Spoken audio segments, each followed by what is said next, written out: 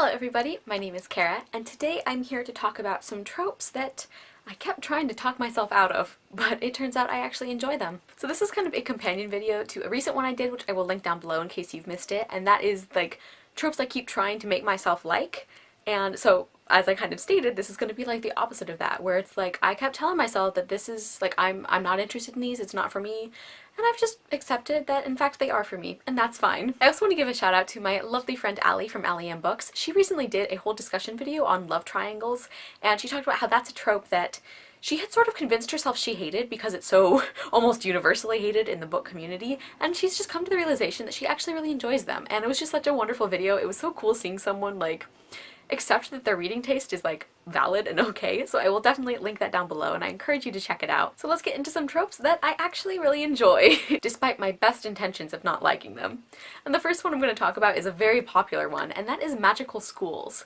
And I don't know why I had it in my head that I didn't care about this, because it wasn't that I didn't like it, it was like I just thought I was not interested in synopses that kind of describe a magical school setting. I knew it was a buzzword for a lot of people, so I don't know if there was like this element of like I'm too cool to be interested in the trope that everyone loves, but like I'm thinking back, and there were some books I read, like Harry Potter or the Charlie Bone series by Jenny Nimmo, that had magical schools, and I loved that. I loved that setting. I loved those series. So I don't know where I got this idea, but basically now I have accepted that I'm trash for magical schools just like everyone else. The second one I'm going to talk about is vampires, and I think part of this is because after the Twilight craze, like I, like many people, was incredibly into Twilight for a while. I was very invested in it, and then I went through that phase where I sort of like pretended that I had never been that into it, and I was like, oh, I knew all along it like wasn't a good series and blah blah blah.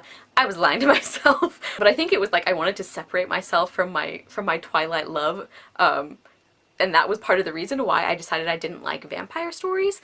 And I also think I had read a few that maybe I wasn't as into. There were a couple of books I read during the height of the Twilight craze where vampires were everywhere. There were a couple of series I read that I really didn't like, and I'm realizing now they were probably just books I didn't like and they just happened to be about vampires, but I took that as like, oh, I hate vampires, like that's like immature and I just don't enjoy them. But like I've recently read some vampire novels that I have really loved. Sunshine by Robin McKinley is such a weird one, but I absolutely adored it.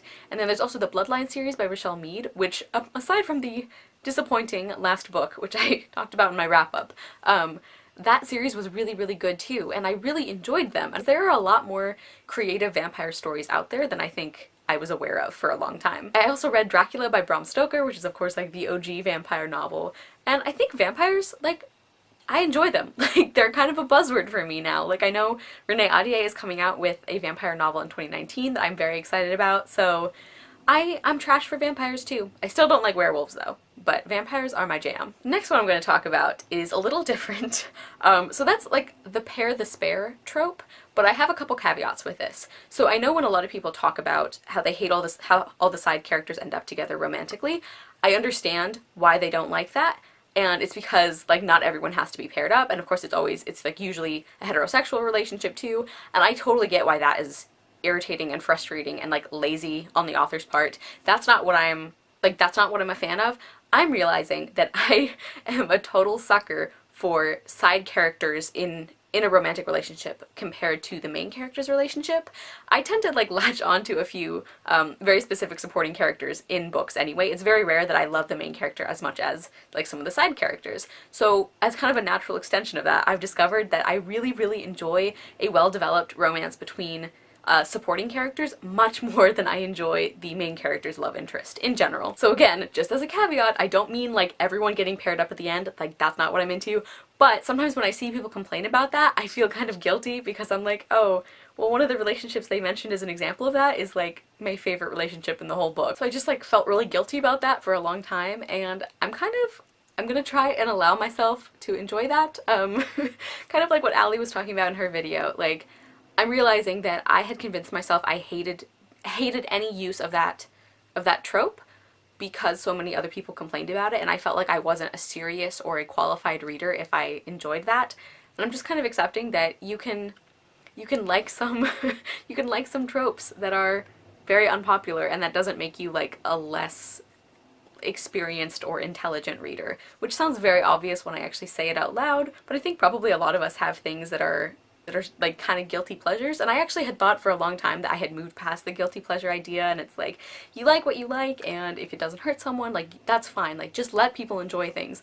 But apparently I was harboring some things like this Pair the Spare trope that I actually did feel a lot of shame about because of how it reflected on my status as a reader. And this is getting into like a whole nother tangent on like reader shame that I did not mean to start, but basically I really like some side character relationships sometimes. Not when they're taken to an extreme, but like frequently I will enjoy two side characters in a romantic relationship much more than the main character in a romantic relationship.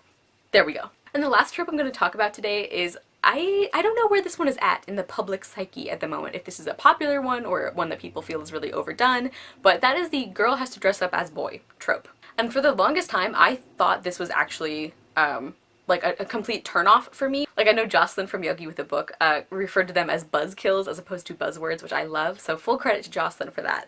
But for the longest time I thought that not only was this a trope I didn't like, but it was actually something that would kill my interest in a book. And I think for a while it did.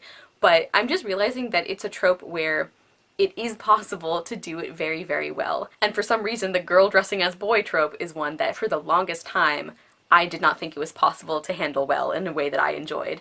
And then I read Tess of the Road by Rachel Hartman and An Assassin's Guide to Love and Treason by Virginia Baker. And actually even further back I read Princess of Thorns by Stacey J, all of which I adored.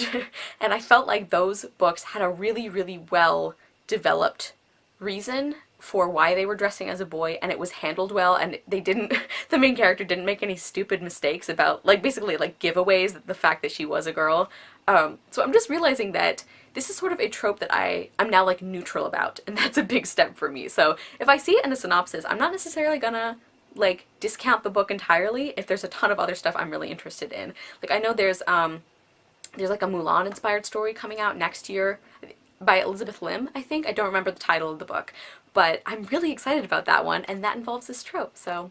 Also, like Mulan. I've loved Mulan from the first time I saw it, so I don't know why I had this idea that I didn't like I could not ever like girls dressing as boys used in fiction, but anyway. So those are 4 tropes that I have changed my mind about in a very positive way this time. Let me know if you guys have any tropes like that where you would kind of talk yourself out of liking them and now you're realizing that in fact you do enjoy them, and that's fine. So let me know in the comments if you agree with any of these. I will see you guys soon in another video, and I hope you love the next book you read. Bye!